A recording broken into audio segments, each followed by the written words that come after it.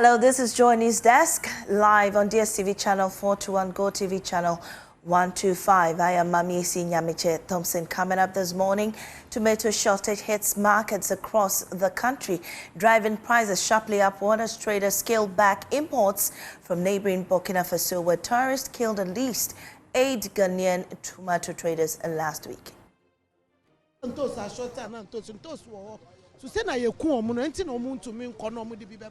So ya kana sunje ba ho amone wo omudi bi bebe. Meanwhile, Ghana and Burkina Faso signed several bilateral agreements, including plans to design and adapt a new security framework aimed at combating terrorism and violent extremism. Also, power crisis hits parts of Accra, with business owners left reeling under the growing impact and scrambling for interventions to keep their businesses afloat. 3 days ago, the power went off here, and whenever that happens, we are unable to work. The workers also need money to buy food. The electricity keeps flickering. In Chumota, Mile 7, Tantral Hills and surrounding communities, where the impact is being felt heavily. And on climate, evidence, we take you to Ketu South Municipality, where coastal communities are slowly sinking as tidal waves advance inland. Business updates on our desk. Stay for details.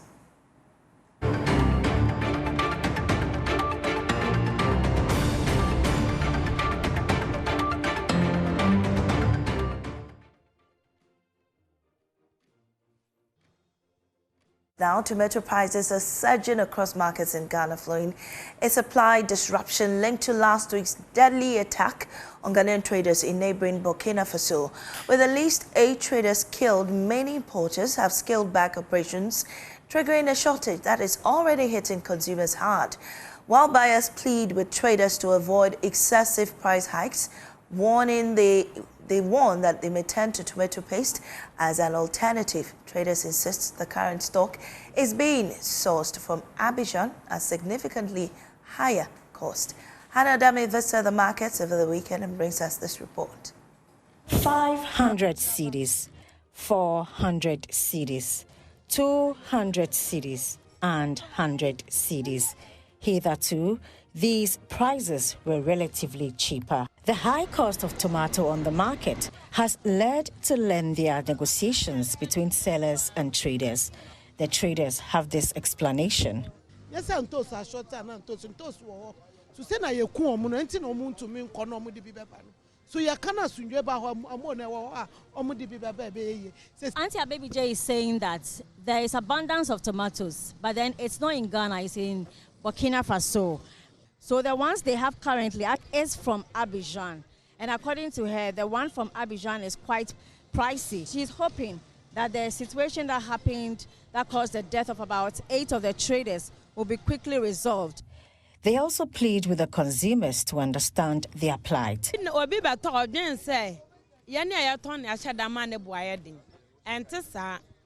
Ghana had the Nina, and they say I drew Burkina Faso and toast.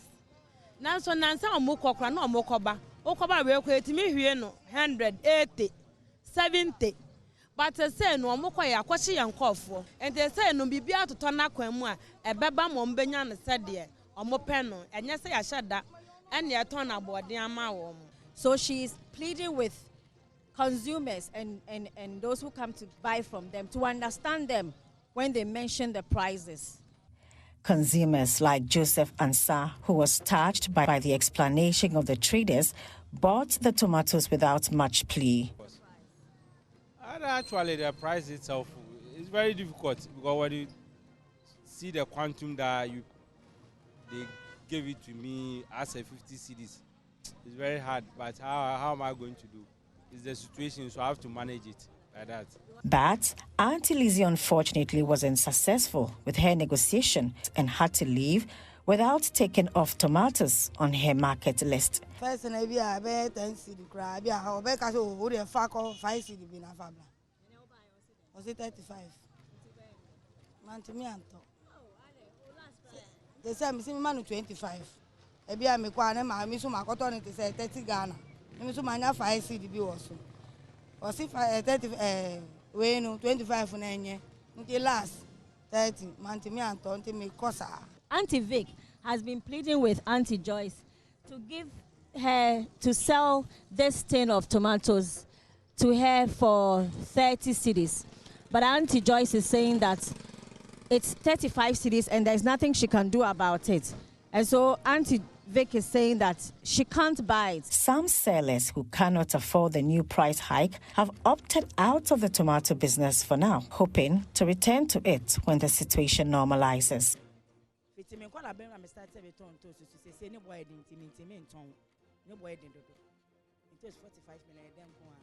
Auntie Joyce is saying that she has been selling tomatoes since she was a child. I mean, her mother taught her how to trade in the tomato business.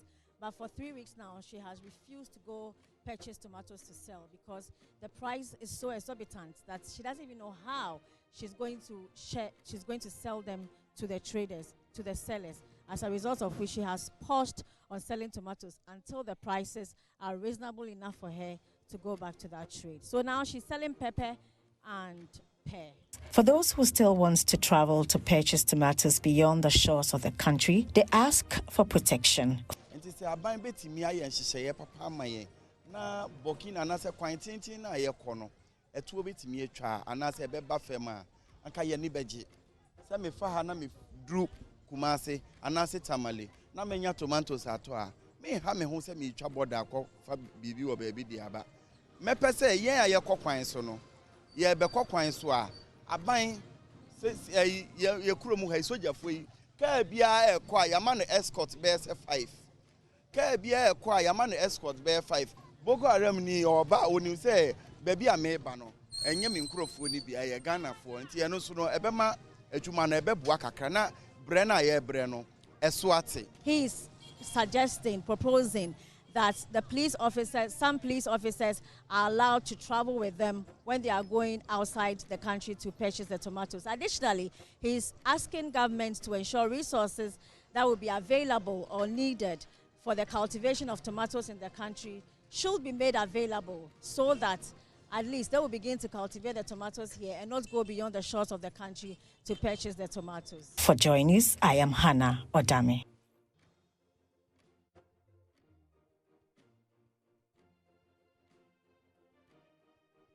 Well, Ghana has signed 7 major bilateral agreements with Burkina Faso, including plans to design and adopt a new security framework aimed at combating terrorism and violent extremism. The agreements were signed at the conclusion of a successful session of the Permanent Joint Commission for Cooperation between the two countries, which has been reactivated after a 6-year period of inactivity. There's more on this News Desk report. Signed the following 7 agreements. The first agreement on mutual recognition of national driver's licenses, and then an agreement on transport and road transit. There's also a framework agreement on cross-border cooperation and a memorandum of understanding on the establishment of periodic consultation frameworks between the border administrative authorities. They signed also a memorandum of understanding regarding the creation of a joint commission to reaffirm the border between the two countries, and then a cooperation agreement on the prevention and management of disasters and humanitarian crises. The signing followed high-level engagements between Ghanaian officials and the Burkina Faso leadership, including discussions with the Prime Minister of Burkina Faso and the country's Minister for Foreign Affairs. As part of the agreements, the two governments jointly condemned recent terrorist attacks in the sub-region and expressed sympathy to the affected families. They agreed to design and adopt a new security framework aimed at combating terrorism and violent extremism.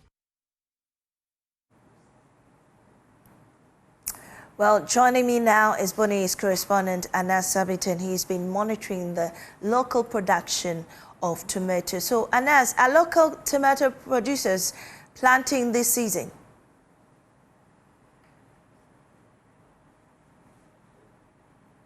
Anas, unmute and speak to us.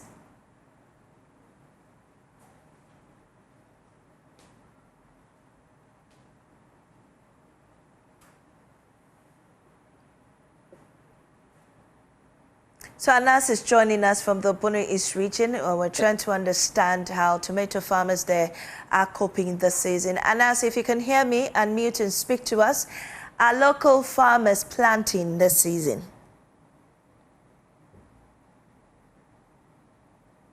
Yes, Mami, see, if you can hear me, most of the people, the vegetable farmers in our region are into tomatoes. Chobodom is one half where tomato is very common, and so farmers here have started preparing their land. Some are already nursing their seedlings to be planted very soon. What is worrying, however, is that the unpredictability of the climate. And then issues is what is actually worrying these farmers. They are unable to tell, or they are unable to predict whether it is going to rain soon or later. And so as I speak to you now, it is usually those who are closer to the streams or rivers who have the means of fetching water from the rivers or from the streams to these streams or rivers. Finding it difficult to tell whether they should go ahead to plant or wait for the rainy season. So then that means that yield, right? To actually test it to you now. So Anas, what I would like to understand is, are we confident of getting yields this season, at least for consumers, now that we're experiencing challenges with our produce from Burkina Faso?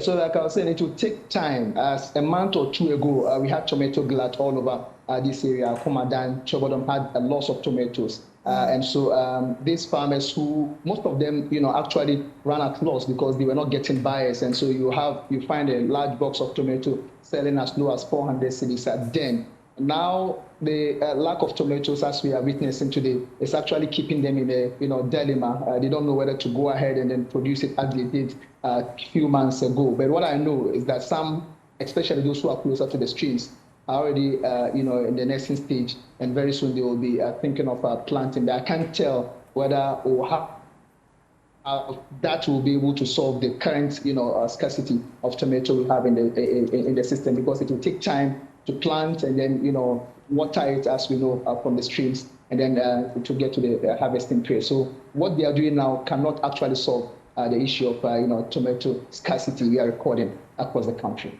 Right, Anas Sabi, thank you very much, reporting to us from the Benin East region. Now, joining me now is the leader of the Tomato Traders Association, Nana Tufo, on the phone lines. Grateful for your time this morning, Nana. So how will you describe, or what would you say are the factors that have led to the price hikes?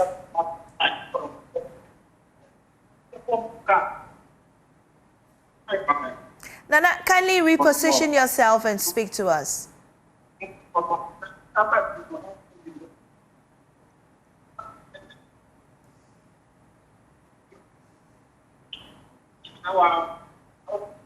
Nana, can you hear me? Hello? Hello, can you hear me now?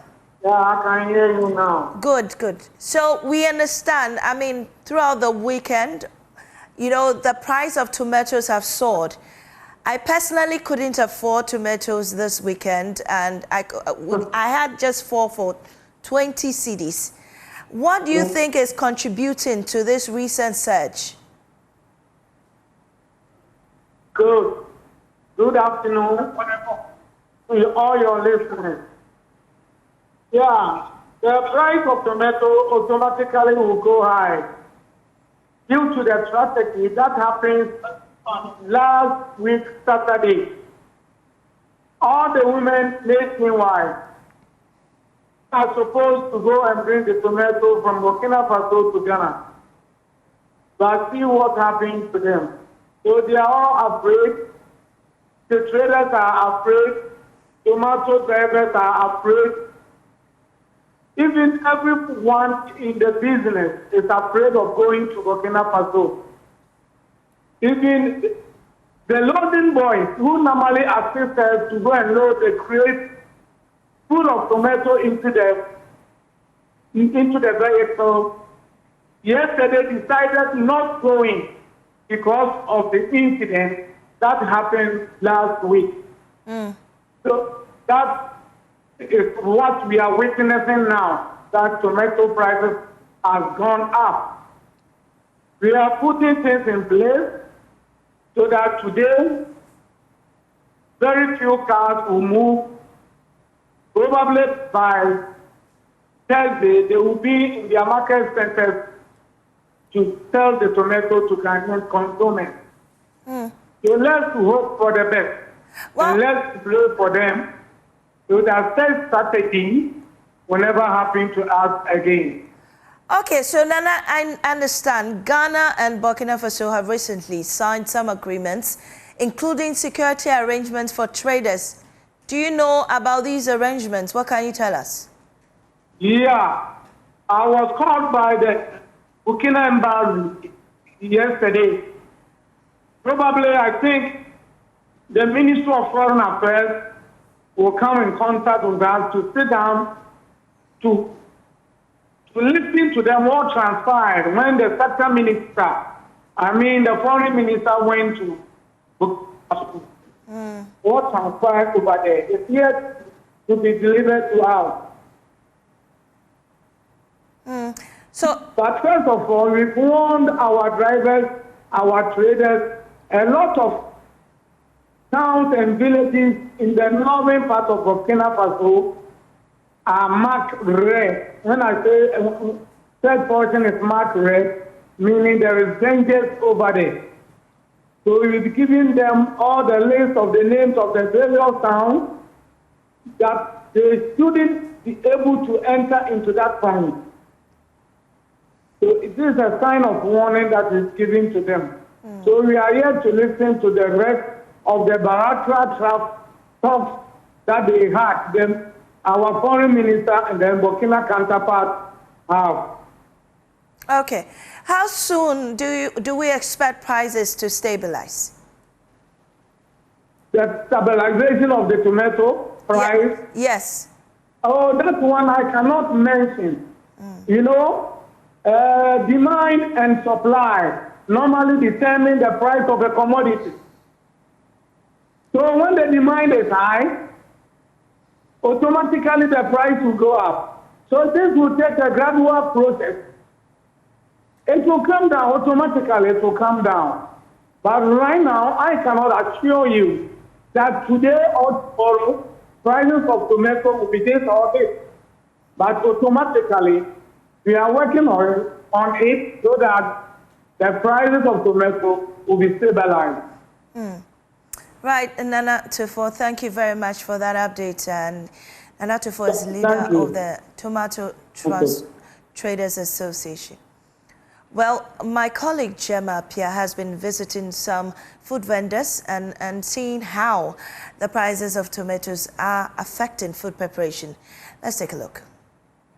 Auntie Jane is a popular food joint here at Kokomlemle, and tomato is one of the major ingredients that she uses in preparing her dishes. So from stew to soup and all the other meals here, she uses tomatoes. So following the shortage or concerns that there's shortage of tomatoes on the markets because of the attack in Burkina Faso, I'm here to have a conversation with Auntie Jane to find out from her whether she's experiencing that when she goes to the market and how that is affecting the prices of her food here. Auntie Jane, good morning.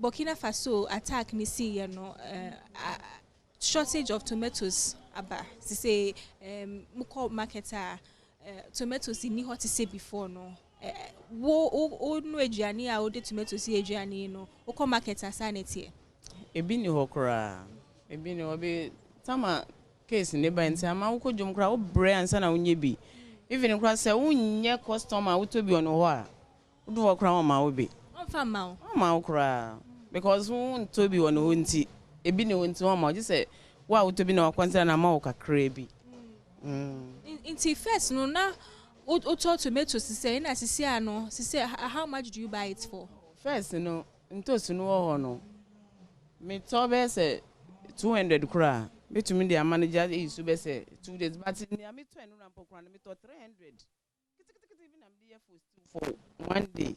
Tin tomatoes nim. So for this stew that you prepared, you used 300 cedis to of worth of tomatoes. Yeah. And it's finished. The 300 cedis that you bought is finished. Yeah, but tin tomatoes in Yamanka, but tomatoes na kitty bio. Small, but do best cup we crab back on 300 no. And you say no when any way more. Bibi kitty be. And Tian ever consider near the Jenny and I say Niama ansana what to me tomatoes ansana we used to now what to me ansana open. So how are you pricing your food now? Its price isn't the same. Me too. They send me 7 on the sun. I'm honest. Yeah. I'm person because we be able 20. Sana price in it. Sana price in it. Into how I affect you? Oh. Well, I did. I say beba, but as I say, oh my customer ne oh my monko. Into I say, oh so say, oh bet just be big kakra one. No to me. Ah yes sir. So you heard Auntie Jane. Previously, she used to prepare or she used to buy 200 cedis worth of tomatoes for her food, to prepare her food. But now, because of the shortage of tomatoes on the market, she has to buy 300 Ghana cedis of it, and that is not even enough. And so she has to mix it with onions and other things to be able to get the, her signature taste, and that's affecting her. But she hasn't reduced or increased the prices of her meals and or the sizes that she gives to her customers. So she's losing at the end. My name is Gemma Pia for Joy News.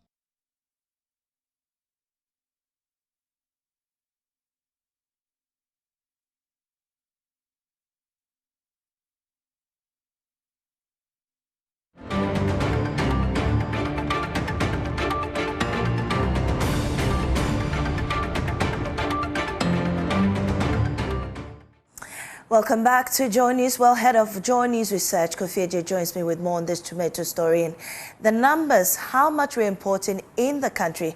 Kofi, what do we know?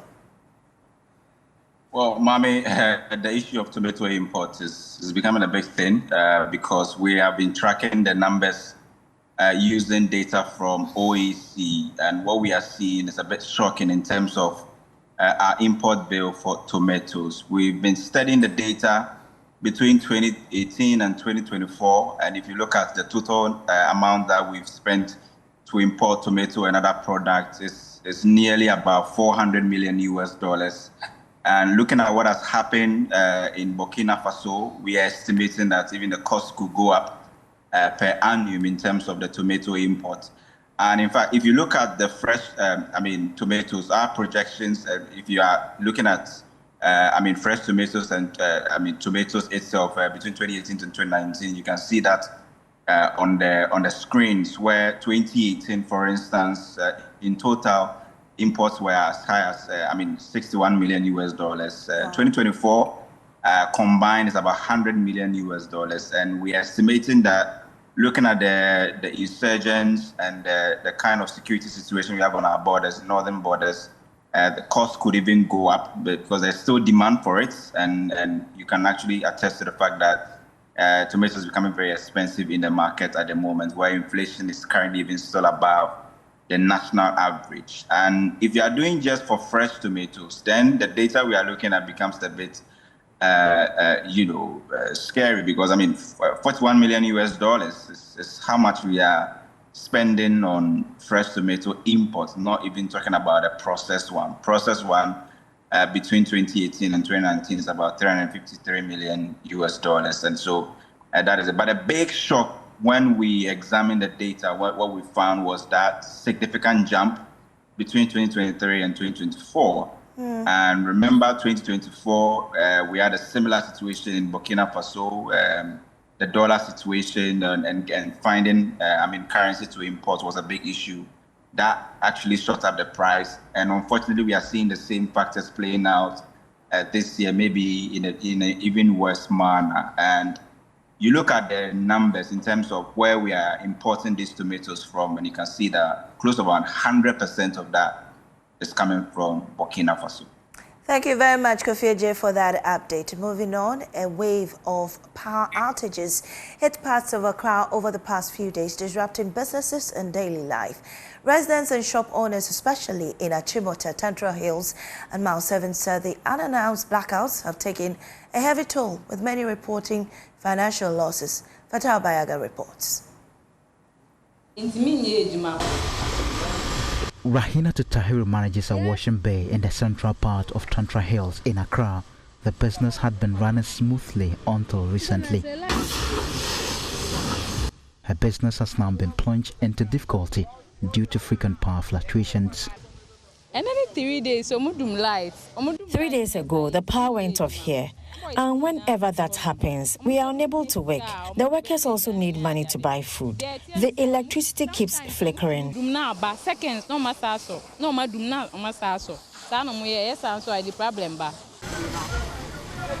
Rahinatu is not only dealing with unstable electricity supply, but is also contending with damage to equipment as a result of the persistent power flickering. Yesterday, one of our machines got damaged because of the power problem. We need immediate intervention. Just across the road is a neatly set up barber shop. In the last few days, the business has also been hit hard by the power challenges. Its owner, Prince Osei, says he is deeply concerned. This has been going on for like 1 week now, and when it goes off like in the morning, it will come like 5. By that time, all the customers will be gone, so business will go down, and you won't get a lot of money at the end of the day. For many residents, the power situation is unusual, as the area has over the years enjoyed relatively stable electricity supply. Areas including Mile 7, Achimota, Tantra Hills and surrounding communities are all affected. According to residents, the situation is seriously disturbing daily life and business activities. When I realized the power was flickering, I decided to switch off my fridge and TV set.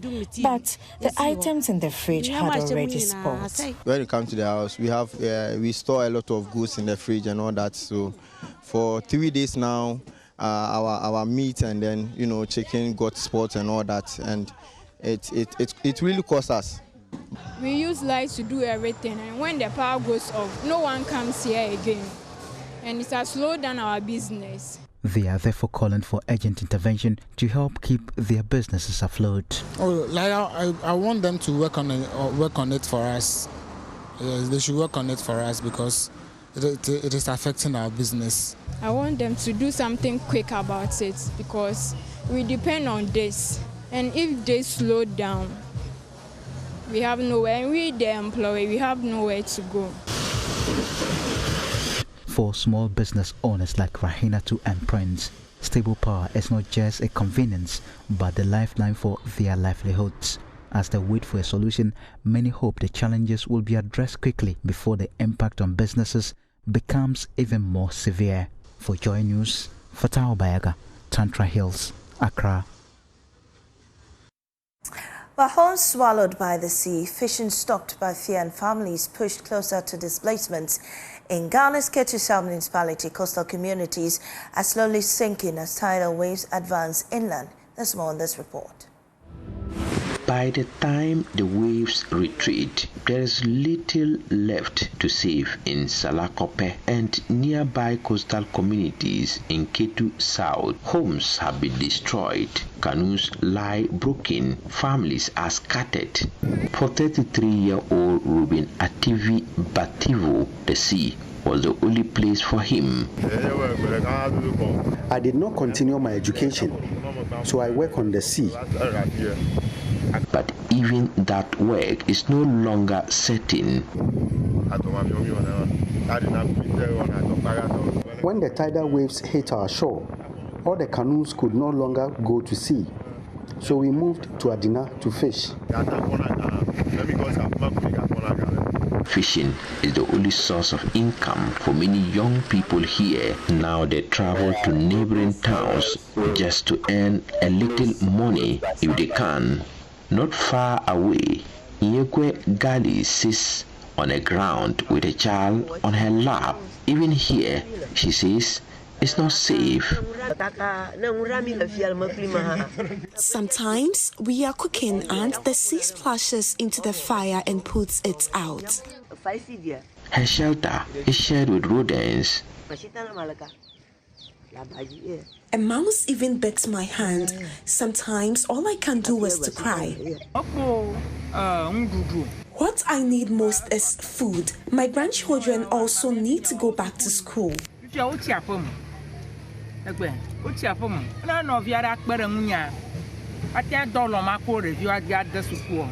Standing on the shoreline, community leader Gideon Tete points to what used to be home. The community from where I stand is far into the sea now.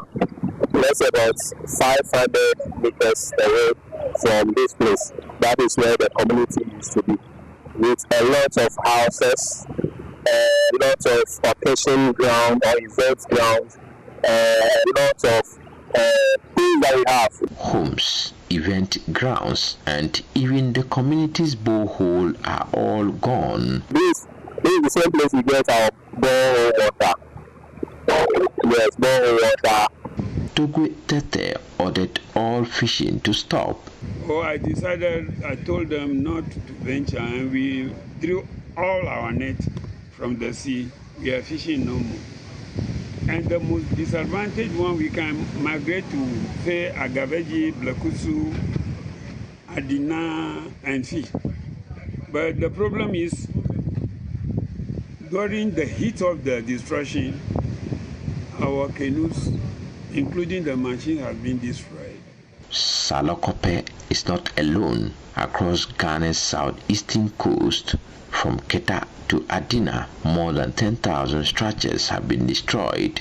Experts say the sea moves inland by about 2 meters every year. Changing weather patterns is driving stronger waves and rising sea levels. But human activity such as deforestation and unplanned construction has made the coast more vulnerable.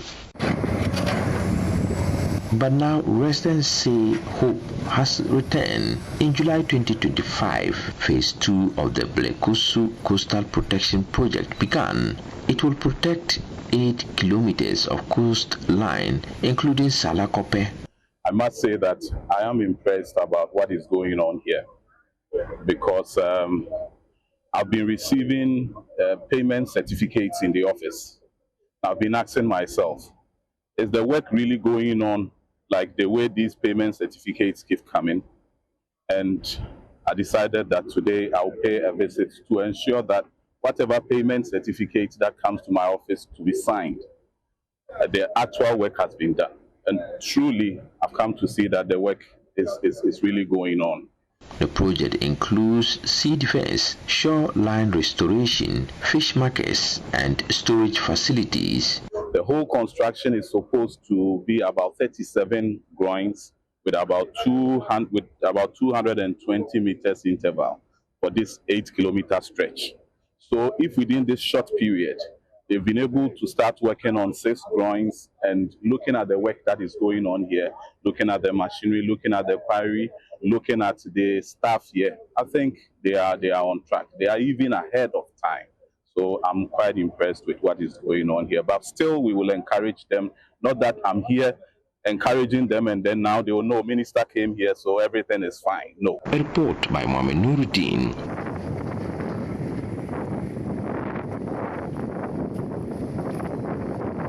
This story is brought to you by Joy News in partnership with CDK in Ghana, University of Ghana Center for Climate Change and Sustainability Studies, with funding from Claire R4I Opportunities Fund. 3 people have been arrested in connection with a riot during a celebration of sporting talent at the district school's athletics games in Agona-Swedru on Thursday, February 19. The event turned violent after a clash between students of Obachiri Senior High Technical School and Swedru School of Business. Eyewitnesses say one Obachiri student was attacked with sticks and stones before bystanders intervened, and he was taken to a health facility for treatment. Central Regional Director of Education, Dr. Juliet Dufie Otami, spoke earlier on AM Show.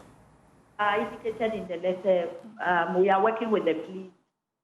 They made some few arrests, and so they are still investigating the matter. We too, for GES, we start our district directors, and investigators will also go to the various schools to ascertain the velocity of it, and then also come up with their findings. And we instigate discipline EDS. So so far where we have reached with that case. Yeah. Okay. How many people have been arrested so far? You make mention of an arrest. Yeah, they made arrest of about 3 people as of yesterday. That was my information that I gathered. Okay. But in the video, we didn't see teachers around. What is the information telling you in terms of whether teachers were present around where the issue happened or not? Actually, normally it is at the field that the teachers are. They bring their students and they are with them. But when you look at the various cities, I don't know which one you are referring to, but those that we had where they are these violent incidents going on, you saw the police chasing after them, and some of them outside. So it was a bit of, a chaos situation. And so identifying teachers will be difficult. That one is also something we are still investigating. Because, when it happens like that, you could see how people also coming in. So even I don't want to go there, but it's difficult to ascertain whether all those that were around are students. No, I'm talking about the 3 people who have been arrested so far. Are they students?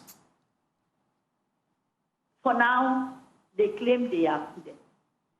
Okay. I'm using the word claim because there were other footage with people in 1 or 2 people in uniform, and our findings for now, though premature, indicates that they are not students. And